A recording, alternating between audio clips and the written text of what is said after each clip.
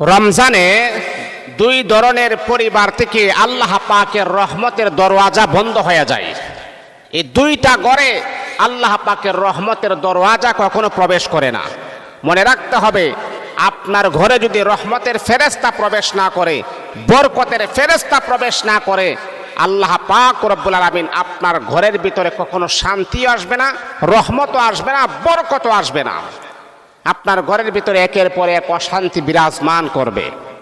এই যে অনেক সময় আমাদেরকে বলে কি জানেন, যে হুজুর অনেক টাকা স্যালারি পাই, মাস শেষে আমার আবার ঋণ হয়ে যায়, এত টাকা স্যালারি পাওয়ার পরও আমার ঘরের ভিতরে অসুস্থতা কাটে না। মা যদি সুস্থ হয় আবার সন্তান অসুস্থ হয়ে যায়, সন্তান যদি সুস্থ হয় আমি নিজে অসুস্থ হয়ে যাই।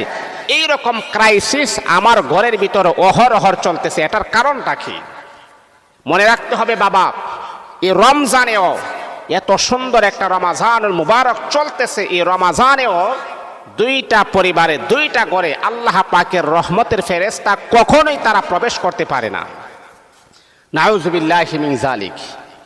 কি এমন বদ অভ্যাস যার কারণে আল্লাহ পাকের রহমতের ফেরেশতা আপনার ঘরেই প্রবেশ করে না? কি এমন বদ অভ্যাসের ভিতরে আপনি আছেন?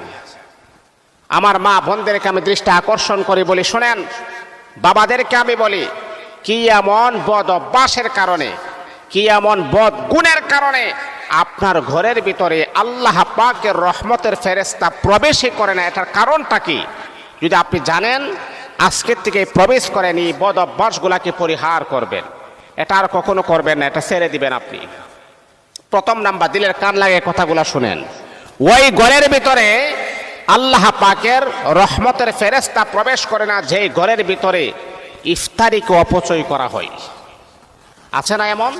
প্রচুর পরিমাণে ইফতার বানানো হয়, কিন্তু সেই ইফতার কিছু খাওয়ার পরে আর বেশিরভাগ ইফতারকে অপচয় করা হয়। আপনি জানেন, এই ইফতার অনেক মানুষ সারাদিন রোজা রাখার পরে তার নসিবে একবেলা ইফতারও পৌঁছানো হয় না।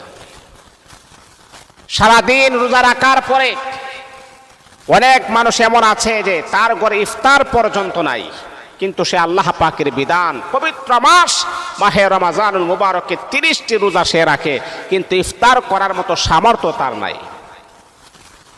আর আপনার ইফতার করার মতো সামর্থ্য আছে বিদায় এতগুলা আল্লাহ পাকের নিয়ামত আপনি একটু খাবেন আর বাকিটা নষ্ট করে দিবেন। এতে করে আল্লাহ পাকের রহমত থেকে আপনি বঞ্চিত হবেন।